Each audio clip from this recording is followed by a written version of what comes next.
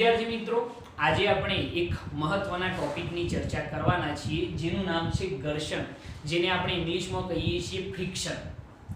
તો આજે આપણે ઘર્ષણ વિશે ડિટેલમાં ચર્ચા કરીશું કે ભાઈ ઘર્ષણ ક્યારે ઉત્પન્ન થાય, ઘર્ષણના પ્રકાર કયા છે, એના લાભ કયા, ગેરલાભ કયા અને એનું નિવારણ શું છે. આ દરેકની ચર્ચા આજે આપણે આ લેક્ચરની અંદર કરવાના છીએ. તો સૌપ્રથમ ઘર્ષણ ક્યારે ઉત્પન્ન થાય, તો એક સિમ્પલ વાત કરીએ કે જ્યારે બે સપાટીઓ, સમજી લો કે આ નોટબુક અને આ ઇંકની ડબ્બી, જ્યારે આ બે સપાટીઓ એકબીજાની સાપેક્ષે ગતિમાં હોય ત્યારે આ સાપેક્ષ ગતિ જેના કારણે મંદ પડે છે એને શું કહેવામાં આવે છે? ઘર્ષણ.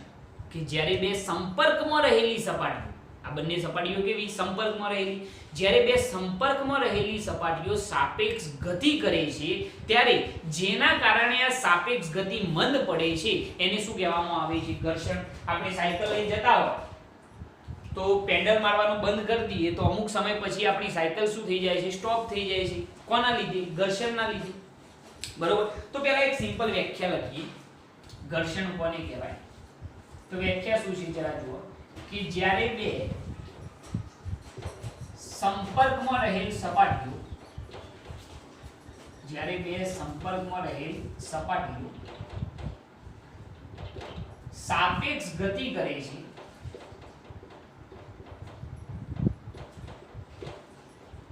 અથવા તો સાપેક્ષ ગતિ કરે ત્યારે જેના કારણે સાપેક્ષ ગતિ મંદ પડે છે, સાપેક્ષ ગતિ શું થાય છે? મંદ પડે છે. તેને શું કહેવામાં આવે છે? ઘર્ષણ કહે છે. વ્યાખ્યા થઈ ગઈ કે જ્યારે બે સંપર્કમાં રહેલી સપાટીઓ, જ્યારે બે સંપર્કમાં રહેલી સપાટીઓ સાપેક્ષ ગતિ કરે છે ત્યારે જેના કારણે આ સાપેક્ષ ગતિ મંદ પડે છે એને શું કહેવામાં આવે છે? ઘર્ષણ કહે છે. આપણે સાયકલ ચલાવીએ તો સાયકલ અને પૃથ્વીની સપાટી, આ બંને સપાટીઓ સાપેક્ષ ગતિમાં છે. તો જેના કારણે આપણી સાપેક્ષ ગતિ મંદ પડે છે, બસ એને શું કહેવામાં આવે છે? ફ્રિક્શન કહે છે. ઓકે. હવે જરા વિચારો કે સમજી લો કે હું એમ કહું તો આ તો વાત થઈ ગઈ ઘર્ષણની. હવે સમજી લો કે અહીંયા આગળ હું એક સપાટી વિચારું, આ એક સપાટી છે, બરોબર.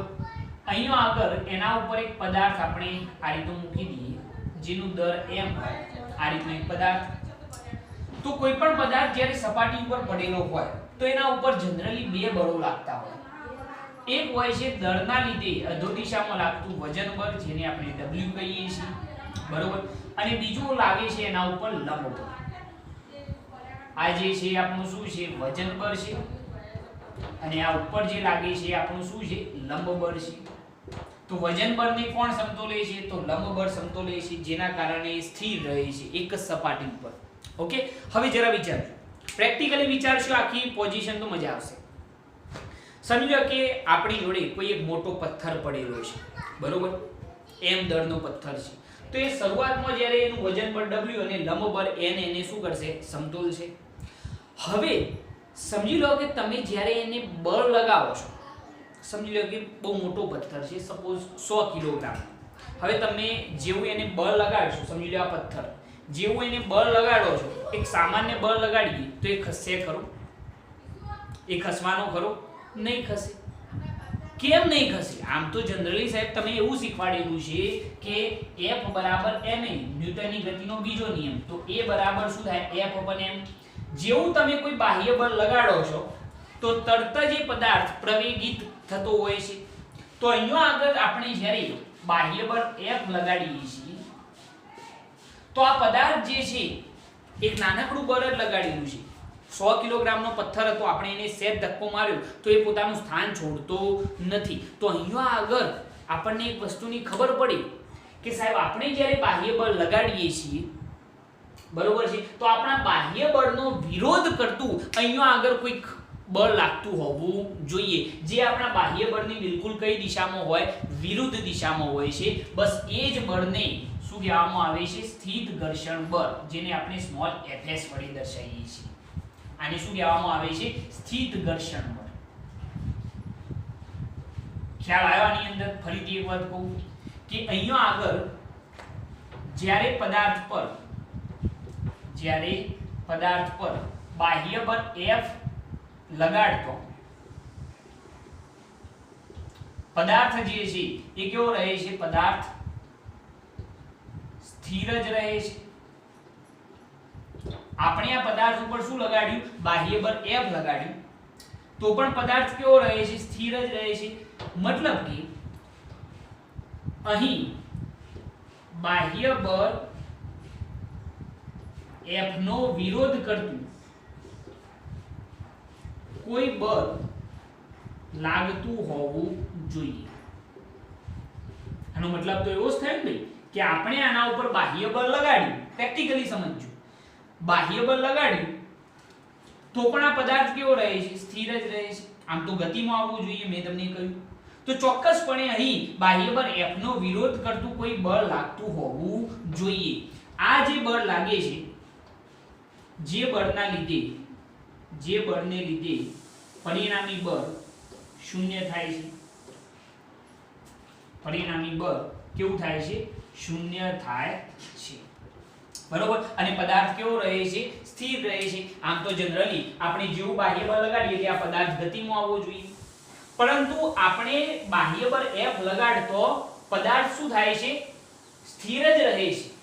મતલબ કે આપણા બાહ્ય બળનો વિરોધ કરતું કોઈ બળ હોવું જોઈએ, જેના લીધે જે બળને લીધે પરિણામી બળ શું થાય છે? શૂન્ય થાય છે. અને પદાર્થ કેવો રહે છે? સ્થિર રહે છે. અને પદાર્થ કેવો રહે છે? સ્થિર જ રહે છે. અને આ જે બળ લાગે છે એને શું કહેવામાં આવે છે? સ્થિત ઘર્ષણ બળ કહે છે. અહીં આગળ લખી કાઢીએ કે આ બળને શું કહેવામાં આવે છે? સ્થિત ઘર્ષણ બળ. FS કહીએ છીએ આપણે જેને.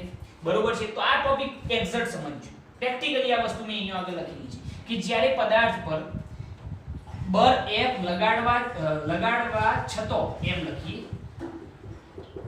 બરોબર છે. જ્યારે કોઈ પદાર્થ પર બાહ્ય બળ F લગાડવા છતાં પદાર્થ કેવો રહે છે? સ્થિર જ રહે છે. આ પદાર્થ કેવો રહ્યો? સ્થિર.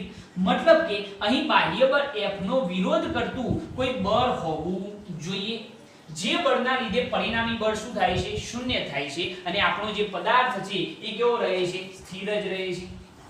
બરોબર. આ જે બળ લાગે છે, જે બાહ્ય બળનો વિરોધ કરે છે, એને શું કહેવામાં આવે છે? સ્થિત ઘર્ષણ બળ કહે છે. તો આના ઉપરથી આપણે સ્થિત ઘર્ષણ બળની એક સરસ વ્યાખ્યા બનાવીએ. સ્થિત ઘર્ષણ બળ. તો સ્થિત ઘર્ષણ બળની વ્યાખ્યા શું થાય? જેને આપણે FS કહીએ છીએ. બરોબર છે. તો એની વ્યાખ્યા શું થાય જરા જુઓ. જે દેખાય છે એ લખવાનું. જ્યારે બાહ્ય બળ F લગાડવા છતાં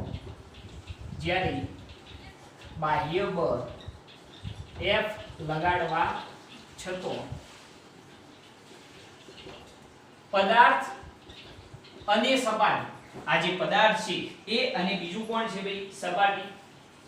પદાર્થ અને સપાટી વચ્ચે સાપેક્ષ ગતિ થતી ન હોય.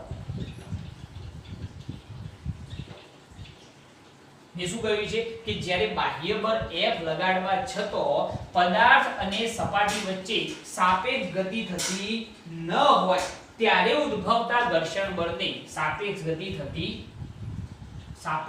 થતી ન હોય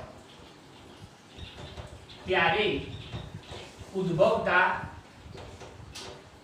ઘર્ષણ બળને શું કહેવામાં આવે છે? સ્થિત ઘર્ષણ બળ કહે છે. વ્યાખ્યા મેં અહીંયા આગળ બનાવીને લખી છે જેથી તમે ઈઝીલી અને યાદ રાખી શકશો. બરોબર છે કે આપણે જ્યારે આના ઉપર બાહ્ય બળ F લગાડ્યું તો બાહ્ય બળ F લગાડવા છતાં પદાર્થ અને સપાટી વચ્ચે સાપેક્ષ ગતિ થતી ન હોય ત્યારે ઉદ્ભવતા ઘર્ષણ બળને શું કહેવામાં આવે છે? સ્થિત ઘર્ષણ બળ કહે છે, જેને આપણે શું કહીએ છીએ? FS. ખ્યાલ આવ્યો આની અંદર? અહીંયા આગળ આપણે જોજો, આપણે પથ્થર ઉપર બાહ્ય બળ લગાડ્યું છતાં એ પોતાની ગતિ સ્ટાર્ટ કરતો નથી, છતાં એ કેવો છે? સ્થિર જ છે. એટલે કે પદાર્થ અને સપાટી વચ્ચે સાપેક્ષ ગતિ થતી નથી. એ વખતે લાગતું જે આ ઘર્ષણ બળ છે એને શું કહેવાય છે? સ્થિત ઘર્ષણ બળ. યાદ રાખજો કે જે સ્થિત ઘર્ષણ બળ છે એ બાહ્ય બળ F વધે, બાહ્ય બળ F વધે તેમ તેમ Fs પણ શું થાય છે? વધે છે.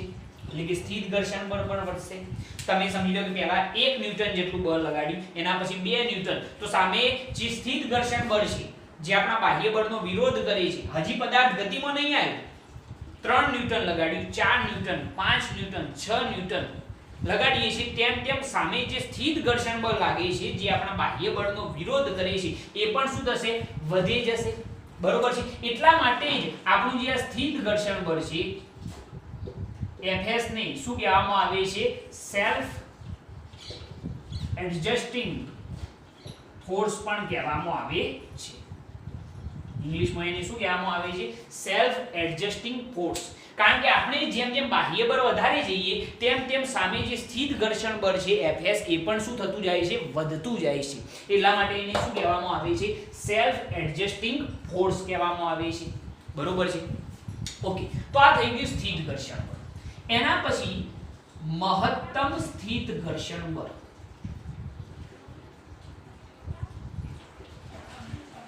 મહત્તમ સ્થિત ઘર્ષણ બળ જેને આપણે કહીએ છીએ Fs મેક્સિમમ. મહત્તમ સ્થિત ઘર્ષણ બળ. હવે મહત્તમ સ્થિત ઘર્ષણ બળ કોને કહેવાય? જરા સમજો. આપણે સમજી લો કે આપણો જે 100 કિલોગ્રામનો પથ્થર હતો એના ઉપર બળ લગાડી 1 ન્યૂટન ખસ્યો નહીં, 2 ન્યૂટન ખસ્યો નહીં, 3 ન્યૂટન ખસ્યો નહીં, કારણ કે સામું શું લાગે છે? સ્થિત ઘર્ષણ બળ. બરોબર છે. 4 ન્યૂટન, 5 ન્યૂટન, 6 ન્યૂટન, 7, 8, 9, 10 ન્યૂટન આવ્યું એટલે એ ખસવાની બિલકુલ શું છે? અણી ઉપર. તો પદાર્થ જેવું આપણે 11 ન્યૂટન કરીએ એટલે તરત જ જે 100 કિલોગ્રામનો પદાર્થ છે એ ગતિમાં આવી જાય છે. બરોબર. તો 10 ન્યૂટન જે છે પદાર્થ જ્યારે ખસવાની અણી પર હોય એ વખતે લાગતા મહત્તમ સ્થિત ઘર્ષણ બળને શું કહેવામાં આવે છે? Fs મેક્સિમમ કહે છે. તો અહીંયા આગળ એની વ્યાખ્યા થઈ જશે કે જ્યારે પદાર્થ શું હોય? પદાર્થ ખસવાની અણી પર હોય, ખસવાની અણી પર હોય ત્યારે લાગતા ઘર્ષણ બળને મહત્તમ સ્થિત ઘર્ષણ બળ, મહત્તમ સ્થિત ઘર્ષણ બળ Fs મેક્સિમમ કહે છે. આ સ્થિત ઘર્ષણ બળની વ્યાખ્યા મહત્તમ સ્થિત ઘર્ષણ બળની વ્યાખ્યા થઈ ગઈ કે જ્યારે ખસવાની શું હોય? અણી પર હોય અને જેવું આપણે બળ લગાડીએ એ વખતે જે મહત્તમ સ્થિત ઘર્ષણ બળ લાગે છે એને શું કહેવામાં આવે છે? Fs મેક્સિમમ કહે છે. તો આ થઈ ગયું ઘર્ષણ બળ, સ્થિત ઘર્ષણ બળ અને મહત્તમ સ્થિત ઘર્ષણ બળ. આખી વસ્તુ તમે સમજી જશો કે ભાઈ ઘર્ષણ કોને કહેવાય? તો જ્યારે બે સંપર્કમાં રહેલ સપાટીઓ સાપેક્ષ ગતિ કરી ત્યારે જેના કારણે સાપેક્ષ ગતિ મંદ પડે છે એને શું કહેવાય છે? ફ્રિક્શન એટલે કે ઘર્ષણ કહે છે. હવે શરૂઆતથી મેં તમને સમજાવ્યું કે સ્થિત ઘર્ષણ બળ ક્યારે ઉત્પન્ન થાય? તો આપણે બાહ્ય બળ લગાડીએ તો પદાર્થ ખસતો નથી. આમ તો ખસવો જોઈએ ન્યૂટન સેકન્ડ લો પરથી. તો ચોક્કસપણે આપણે જે બાહ્ય બળ લગાડ્યું છે એનો વિરોધ કરતું કંઈક ના કંઈક બળ હોવું જોઈએ. એ જ આપણું શું છે? સ્થિત ઘર્ષણ બળ. આખી મેટર મેં અહીંયા સમજાવેલી છે કે જ્યારે પદાર્થ પર F બળ લગાડવા છતાં પદાર્થ કેવો રહે? સ્થિર જ રહે. તો અહીં આપણા બાહ્ય બળ F નો વિરોધ કરતું કોઈ બળ હોવું જોઈએ. જે આ બળને લીધે પરિણામી બળ શું થાય છે? શૂન્ય થાય છે. જેટલું આ લાગે એટલું આ લાગે, પરિણામી બળ શૂન્ય. તો પદાર્થ કેવો રહેશે? સ્થિર જ રહે છે. તો આ જે બળ લાગે છે જે આપણે આ બાહ્ય બળનો વિરોધ કરે છે એને શું કહેવામાં આવે છે? સ્થિત ઘર્ષણ બળ. ઓકે, હવે અહીંયા આગળ સ્થિત ઘર્ષણ બળની વ્યાખ્યા પણ લખેલી છે મેં, જે તમે ઈઝીલી યાદ રાખી શકશો કે જ્યારે બાહ્ય બળ F લગાડવા છતાં પદાર્થ અને સપાટી વચ્ચે સાપેક્ષ ગતિ થતી ન હોય ત્યારે ઉદ્ભવતા ઘર્ષણ બળને શું કહેવાય છે? સ્થિત ઘર્ષણ બળ. ઓકે, જેમ જેમ બાહ્ય બળ વધે એમ એમ સ્થિત ઘર્ષણ બળ પણ શું થશે? વધતું જશે. બરોબર. એટલા માટે એને શું કહેવામાં આવે છે? Self adjusting force. MCQ ની અંદર પૂછી શકાય. એના પછી મહત્તમ સ્થિત ઘર્ષણ બળ. તો પદાર્થ જ્યારે ખસવાની બિલકુલ અણી પર હોય ત્યારે 1 ન્યૂટન એ ના ખસ્યો, 2 એ ના ખસ્યો, 3 એ, 4 એ, 5 એ, 6, 7, 8, 9, 10 ન્યૂટન થયું એટલે ખસવાની બિલકુલ અણી ઉપર છે. એ વખતે લાગતું જે આ ઘર્ષણ બળ છે એ મહત્તમ સ્થિત ઘર્ષણ બળ હોય. જેવું 11 ન્યૂટન થાય એટલે તરત જ શું થઈ જાય, ગતિમાં આવી જાય. બરોબર છે. તો જે 10 ન્યૂટન છે એ મહત્તમ સ્થિત ઘર્ષણ બળ કહેવાય કે જ્યારે પદાર્થ કચવાની અણી પર હોય એ વખતે લાગતું ઘર્ષણ બળ શું કહેવાય છે, મહત્તમ સ્થિત ઘર્ષણ બળ. Okay, perfect. ચલો આટલું નોટ કરો, એના પછી આપણે આગળ ચર્ચા કરીએ. નોટ કરી લો.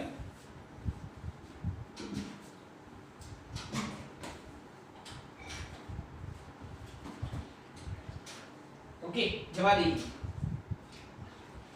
ચલો હવે એના પછી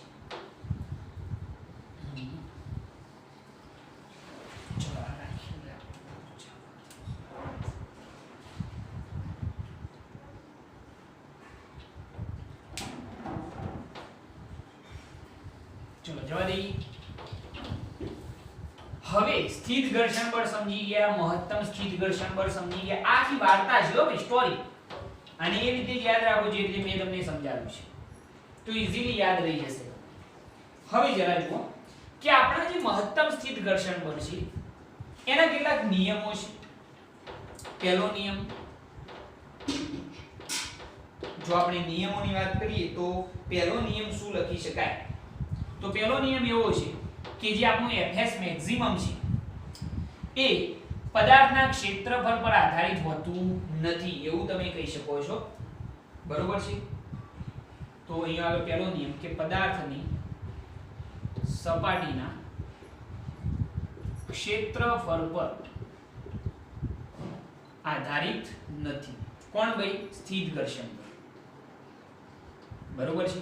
અને બીજો નિયમ લખવો હોય તો આપણો જે Fx મેક્સિમમ છે એ લંબબળ n ના શું હોય છે, સમપ્રમાણમાં હોય છે. જે આપણું મહત્તમ સ્થિત ઘર્ષણ બળ છે એ લંબબળ n ના શું હોય, સમપ્રમાણમાં. તો અહીંયા લખીએ કે મહત્તમ સ્થિત ઘર્ષણ બળ જેને આપણે Fs મેક્સિમમ કહીએ છીએ એ લંબબળ n ના શું હોય છે, સમપ્રમાણમાં હોય છે. આ બે નિયમો યાદ રાખજો. આના માટે દરેક ઘર્ષણ માટે આપણે લખીશું કે પહેલો નિયમ શું કે ક્ષેત્રફળ પર આધારિત હોતું નથી.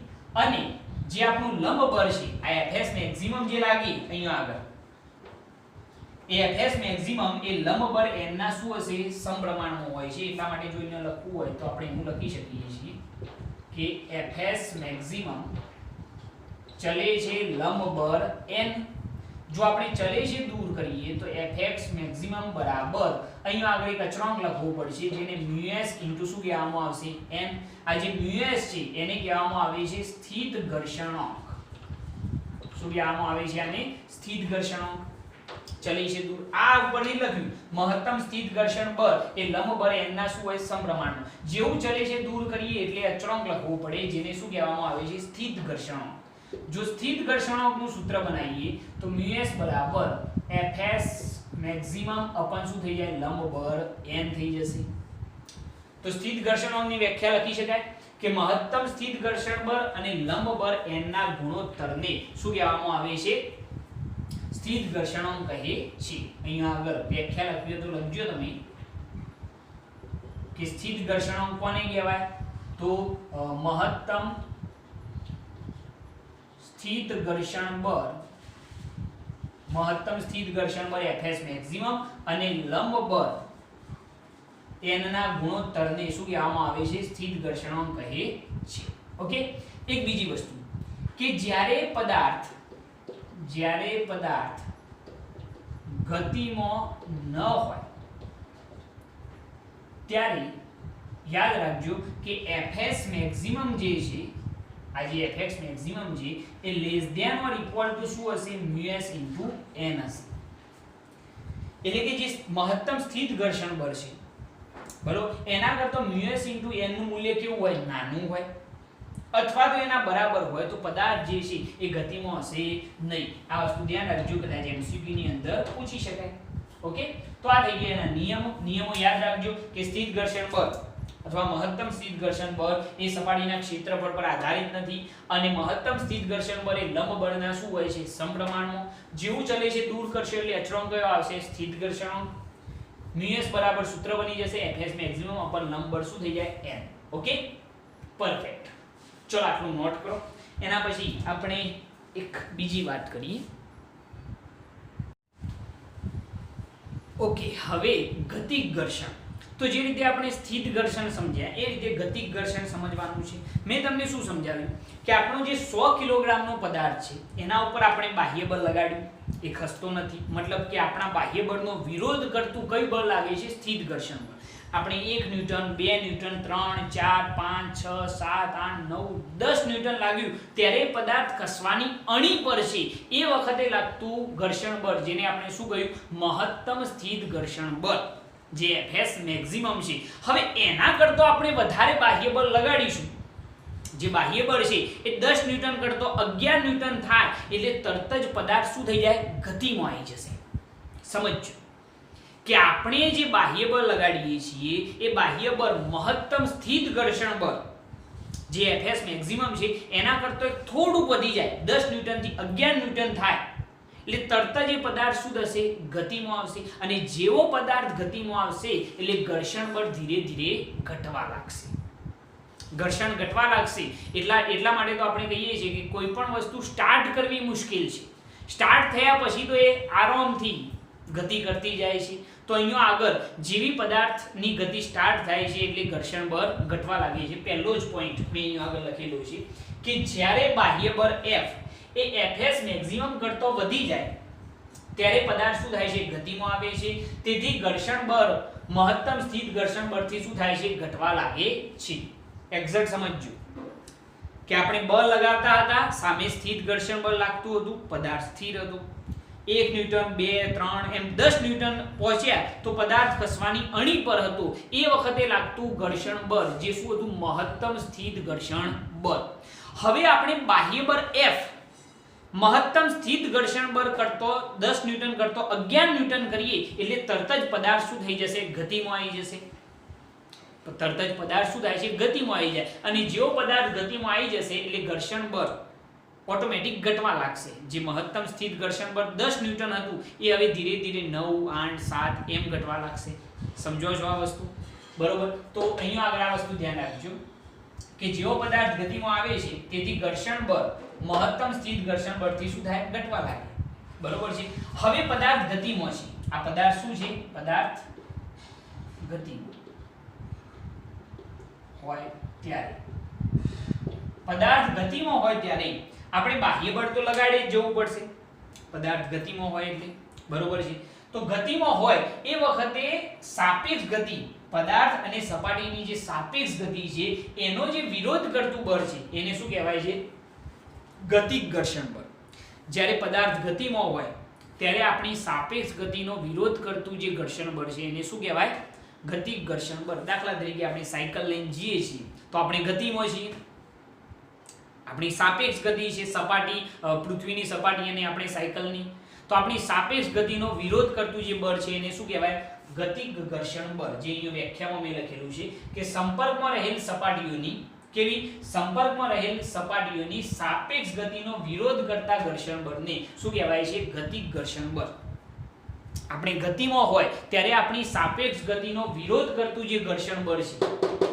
ગતિમાં હોય એ વખતની વાત છે ગતિમાં હોય એ વખતે આપણી સાપેક્ષ ગતિનો વિરોધ કરતું ઘર્ષણ બળ એટલે શું કહેવાય ગતિક ઘર્ષણ બળ જેને Fk વડે આપણે દર્શાવીએ છીએ હવે ગતિક ઘર્ષણ બળના નિયમો છે વ્યાખ્યા યાદ રહી ગઈ કે સંપર્કમાં રહેલી સપાટીઓની સાપેક્ષ ગતિનો વિરોધ કરતા ઘર્ષણ બળને શું કહેવાય છે ગતિક ઘર્ષણ બળ ઓકે હવે જરા જુઓ કે જે ગતિક ઘર્ષણ બળ છે જ્યારે આપણે ગતિમાં છીએ એ વખતે લાગતું ઘર્ષણ બળ Fk એના કેટલાક નિયમો પહેલો નિયમ કે ગતિક ઘર્ષણ બળ એ ક્ષેત્રફળ પર આધારિત નથી બીજું કે ગતિક ઘર્ષણ બળ Fk એ સાપેક્ષ વેગ પર પણ આધારિત નથી ગતિમાં હોય તો કંઈક ના કંઈક વેગ હોય પરંતુ સાપેક્ષ વેગ પર પણ આધારિત નથી ગતિક ઘર્ષણ બળ એ લંબ બળ n ના શું હોય સમપ્રમાણમાં હોય આ જે ગતિક ઘર્ષણ બળ છે એ લંબ બળ જે n લાગે છે બરોબર છે. એ લંબબળ n ના શું હોય છે? સમપ્રમાણમાં હોય છે. મેં અહીંયા લખેલું છે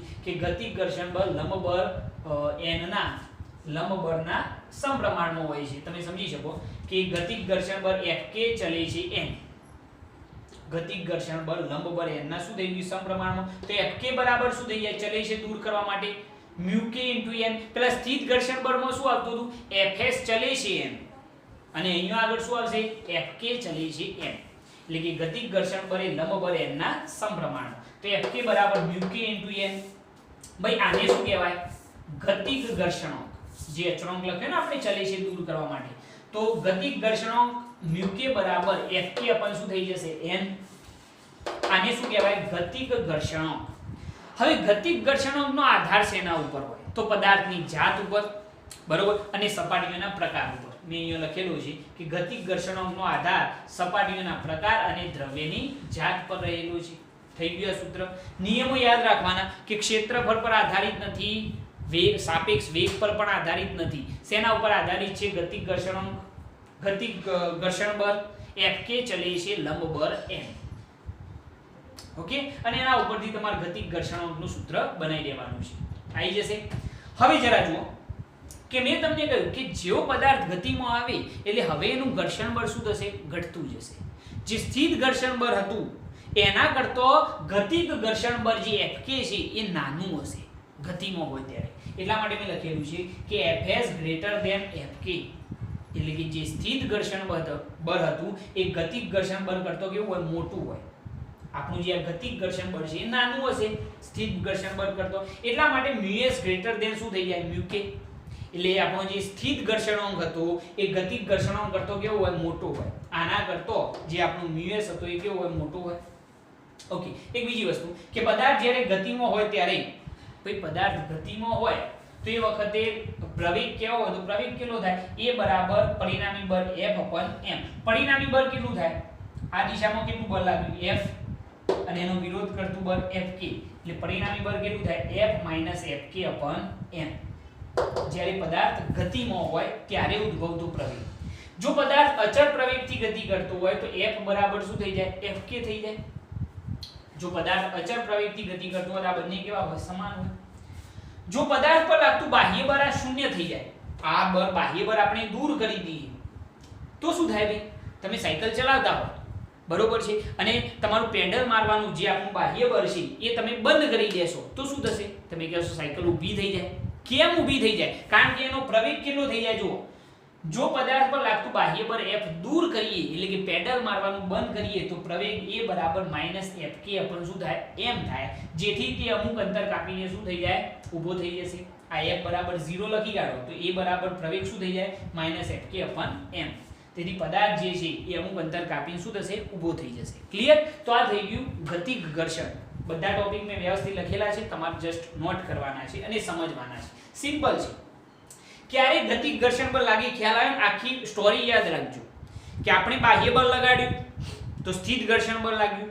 જ્યારે પદાર્થ ખસવાની અણી પર હોય એટલે લાગતું સ્થિત ઘર્ષણ બળને શું કહેવાય? મહત્તમ સ્થિત ઘર્ષણ બળ. હવે આપણે બાહ્ય બળ મહત્તમ સ્થિત ઘર્ષણ બળ કરતો પણ વધારી દઈએ, 10 ન્યૂટન થી 11 ન્યૂટન કરી દઈએ તો પદાર્થ શું થઈ જાય? ગતિમાં આવી જશે. અને પદાર્થ જ્યારે ગતિમાં આવે ત્યારે મહત્તમ સ્થિત ઘર્ષણ બળ શું થવા લાગશે? ઘટવા લાગશે. ક્લિયર?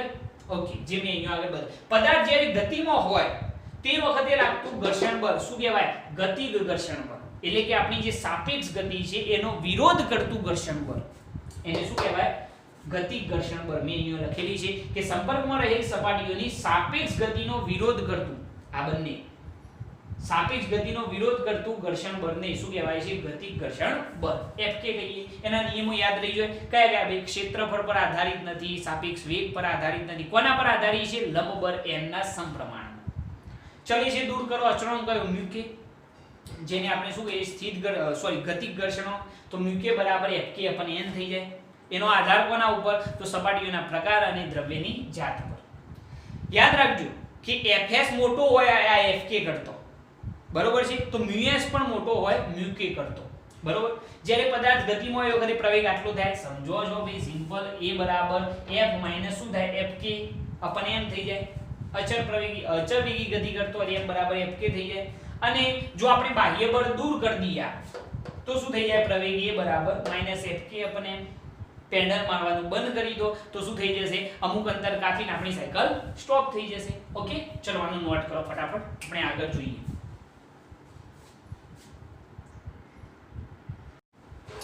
ઓકે, હવે આપણે જોઈએ રોલિંગ ઘર્ષણ બળ. તો આપણે કેટલા ઘર્ષણ બળો જોયા, તો સ્થિત ઘર્ષણ બળ, એના પછી મહત્તમ સ્થિત ઘર્ષણ બળ, એના પછી ગતિક ઘર્ષણ બળ જોયું. હવે જે આવે છે રોલિંગ ઘર્ષણ છે. હવે રોલિંગ ઘર્ષણ, રોલિંગ એટલે કે ગબડતો પદાર્થ હોય, બરોબર. અહીંયા આગળ જે પદાર્થ ગબડતો હોય એ સરક્યા સિવાય ગબડતો પદાર્થ. સમજી લો કે આપણે આ રીતે કોઈ એક સપાટી વિચારીએ, બરોબર છે, અહીંયાથી કોઈ એક પદાર્થ છે આમ ગબડતો જાય છે આમ, બરોબર છે. સરક્યા સિવાય એટલે કે આમ સરકી જવો જોઈએ નહીં, આમ ગોળ ગોળ ફરતો જવું જોઈએ, આમ ફરતો જવો જોઈએ, સરકી જવો જોઈએ નહીં. સરક્યા સિવાય ગબડતો જે પદાર્થ છે એ આ દિશામાં જ્યારે ગતિ કરતો હોય તો એ વખતે એની ગતિનો વિરોધ કરતું જે બળ છે એને શું કહેવામાં આવે છે, રોલિંગ ઘર્ષણ બળ. અહીંયા આગળ મેં વ્યાખ્યા લખેલી છે કે પદાર્થ સરક્યા સિવાય ગબડતો હોય, પદાર્થ સરક્યા સિવાય ગબડતો હોય ત્યારે લાગતા ઘર્ષણ બળને શું કહેવામાં આવે છે, રોલિંગ ઘર્ષણ બળ કહે છે. એના કેટલાક નિયમો છે. પહેલો નિયમ કે રોલિંગ ઘર્ષણ બળ એ સપાટીના ક્ષેત્રફળ પર આધારિત હોતું નથી. જે મેં અહીંયા આગળ બતાવેલું છે કે અહીંયા આગળ આ રોલિંગ ઘર્ષણ બળ છે એ સપાટીના ક્ષેત્રફળ પર આધારિત હોતું નથી. બીજું, રોલિંગ ઘર્ષણ બળ એ લંબ બળ n ના શું હોય છે, સમપ્રમાણમાં હોય છે. બે નિયમો થઈ ગયા. રોલિંગ ઘર્ષણ બળ એ સપાટીના ક્ષેત્રફળ પર આધારિત નથી, અને બીજું કે રોલિંગ ઘર્ષણ બળ એ લંબ બળ n ના સમપ્રમાણમાં. એટલે Fr ચલે છે n ચલે છે દૂર કરીએ તો Fr બરાબર μr * શું થઈ જાય, n. μr ને શું કહેવાય, રોલિંગ ઘર્ષણાંક. શું કહેવાય, રોલિંગ ઘર્ષણાંક. જો રોલિંગ ઘર્ષણાંકનું સૂત્ર બનાવીએ તો μr બરાબર Fr/n થઈ જાય. ભાઈ આની વ્યાખ્યા લખવી હોય લખી શકો. કોનો ગુણોત્તર, તો રોલિંગ ઘર્ષણ બળ અને લંબ બળ n ના ગુણોત્તરને અહીંયા લખી કાઢીએ કે રોલિંગ, વ્યાખ્યા લખવાની કોઈ પ્રોબ્લેમ નહીં, રોલિંગ ઘર્ષણ બળ અને લંબ બળના ગુણોત્તરને શું કહેવામાં આવે છે, રોલિંગ ઘર્ષણાંક કહે છે. વ્યાખ્યા લખતા ફાવશે, ઈઝી છે, બરોબર. μr બરાબર Fr/m. યાદ રાખજો કે આ એકમ રહિત છે. અને આપણે જે અત્યાર સુધી ઘર્ષણાંક જોયા, ભાઈ μs એટલે કયો ઘર્ષણાંક, સ્થિત ઘર્ષણાંક, μk એટલે ગતિક ઘર્ષણાંક અને μr એટલે રોલિંગ ઘર્ષણાંક. સૌથી મોટો કયો, સ્થિત ઘર્ષણાંક, એના પછી નાનો કયો, μk, અને એનાથી નાનો કયો, μr. એટલે આ યાદ રાખજો કે ભાઈ કદાચ MCQ ની અંદર પૂછાય કે કોનો ઘર્ષણાંક સૌથી મોટો છે, આવા ઓપ્શન આપેલા હોય તો તમારે ઈઝીલી એનો જવાબ આપવાનો રહેશે. હવે આપણે જોઈએ એના લાભ અને ગેરલાભ. આ નોટ કરો ફટાફટ.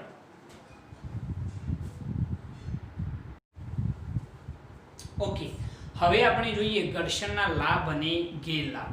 તો ભાઈ આપણી ડે ટુ ડે લાઈફની અંદર ફ્રિક્શન જે છે, ઘર્ષણ જે છે, એક આગ જેવું કાર્ય કરે છે. એ કેટલીક જગ્યાએ ઈચ્છનીય છે તો કેટલીક જગ્યાએ અનિચ્છનીય છે. ઘણી બધી જગ્યાઓ એવી છે કે જો આગળ જો ઘર્ષણ ના હોય તો આપણું કામ જ ના થાય. ઘર્ષણ સિવાય આપણે આપણું જીવન શક્ય વિચારી જ ના શકીએ, એટલે ખૂબ જ જરૂરી છે. અને કેટલીક જગ્યાએ અનિચ્છનીય છે, બરોબર. એટલા માટે મેં અહીંયા આગળ એક સ્ટેટમેન્ટ લખેલું છે કે ઘર્ષણ જે છે એક આગ જેવું છે. કેટલીક જગ્યાએ ઈચ્છનીય અને જરૂરી છે અને કેટલીક જગ્યાએ અનિચ્છનીય છે, બરોબર. એના લાભ પણ ઘણા બધા છે અને ગેરલાભ પણ છે. પહેલો લાભ લખીએ આપણે અહીંયા કયા છે જો. તો ઘર્ષણના કારણે આપણે ચાલી શકીએ, વસ્તુને પકડી શકીએ, લખી શકીએ, ચાલતા હોઈએ તો ઊભા રહી શકીએ છીએ. આ બધું જ કોના લીધે કરી શકાય, ઘર્ષણ, બરોબર છે. ચાલી શકીએ છીએ, દોડી શકીએ છીએ, હું અહીંયા આગળ લખી શકું છું, તો એના માટે પણ જવાબદાર કોણ છે, ફ્રિક્શન. જો ફ્રિક્શન ના હોય તો આપણે લખી ના શકીએ, બરોબર. અવકાશમાં જઈ અને લખવું હોય ના લખી શકાય. એના માટે એક એક્ઝેક્ટ બોલ પેનો તૈયાર કરવામાં આવે છે, બરોબર. એસ્ટ્રોનોઇડો જે છે એમની અલગ પેનો તૈયાર કરતા હોય છે. તો આપણે એમ કહી શકીએ કે ઘર્ષણના કારણે આપણે ચાલી શકીએ, વસ્તુને પકડી શકીએ, લખી શકીએ, ચાલતા હોઈએ તો ઊભા રહી શકીએ છીએ. આ બધું કોના કારણે થઈ શકે, ઘર્ષણ. એના સિવાય ઘર્ષણના લીધે જ યંત્રોના પૈડાની ગતિને પટ્ટા વડે બીજા પૈડાને આપી શકાય છે. તમે જોયું હશે મોટાભાગની મશીનરીની અંદર જે પટ્ટા યુઝ થતા હોય, એક પૈડા ઉપરથી સમજો કે આ રીતના બે પૈડો હોય તો એક પૈડા ઉપરથી પટ્ટાને આમ કરી અહીંયા સુધી આની જે ગતિ છે બરોબર, એને આપણે આ બીજા નંબરના પૈડાને આપવી હોય તો એના માટે એક પટ્ટો જોડી કાઢીએ. તો આની જે ગતિ છે આ ફરશે તો એની સાથે આ પણ ફરશે. તો એ કોના કારણે શક્ય બની શકે છે? ઘર્ષણના કારણે શક્ય બની શકે છે. તો આ થઈ ગયા એના લાભ. ગેરલાભ કયા છે? તો પહેલો ગેરલાભ સાપેક્ષ ગતિનો વિરોધ કરે છે. હા, આમ તો સાહેબ ઘર્ષણ ના હોય તો આપણે સાયકલ ચલાવી એક પેડલ મારીએ હાલે જ કરશે આપણી સાયકલ, બરોબર છે. પરંતુ વિચારો પછી ઊભી નહીં રાખી શકો, બરાબર, એક્સિડન્ટ થાય કે પડો એમાં કોઈ એક્ઝેક્ટ જગ્યાએ નહીં પડો, બરોબર. જો ફ્રિક્શન ના હોય તો કેટલા બધા પ્રોબ્લેમ થાય, આપણું જીવન અશક્ય ના બને એમ હું કહી શકું, બરોબર. સાપેક્ષ ગતિનો વિરોધ કરે છે. આપણે કોઈ જગ્યાએ ગતિ કરતા હોય તો આપણી જે સાપેક્ષ ગતિ છે એનો વિરોધ કરે છે. ઘર્ષણના કારણે ઊર્જાનો ઉષ્મા રૂપે વ્યય થાય છે. આ એક ગેરલાભ છે કે ઘર્ષણ થાય છે એના લીધે જ ઊર્જાનો ઉષ્મા રૂપે શું થાય છે? વ્યય થાય છે, બરોબર. ઘર્ષણના કારણે જ આ શક્ય બને છે. નહીં તો આપણે આ પંખો છે, આપણે કયો આના માટે ઊર્જાની જરૂર ભાઈ? પંખો લગાવ્યો, એક ખાલી હાથેથી આમ મારી દઈએ તો એ ફરી જ જવાનો છે જો ઘર્ષણ ના હોય તો. પરંતુ ઘર્ષણના કારણે ઊર્જાનો ઉષ્મા ઊર્જા રૂપે શું થાય છે? વ્યય થાય છે. ગેરલાભ એ પણ છે. યંત્રોના જુદા જુદા ભાગ ઘસાઈ જાય છે, તેથી આર્થિક નુકસાન થાય છે. હા, સ્પેર પાર્ટ ઘસાઈ જાય છે, એના કારણે આર્થિક નુકસાન પણ થાય છે. એના પછી ઘર્ષણના કારણે જ આપણા બૂટ ચપ્પલ, વાહનોના ટાયર વગેરે ઘસાઈ જાય છે. તમે આ તો અનુભવ કરો જ છો. પરંતુ ઓલ ઓવર જો હું તમને કહું તો એના લાભ વધારે છે મારી દ્રષ્ટિએ, ગેરલાભ પ્રમાણમાં ઓછા છે. ગેરલાભ છે પરંતુ એટલા બધા માનવ જાતિને નુકસાન કરતા નથી. અને મનુષ્ય એટલો હોશિયાર છે કે એને એના રસ્તા પણ શોધી કાઢ્યા છે કે આપણે ફ્રિક્શન કઈ રીતે ઘટાડી શકીએ.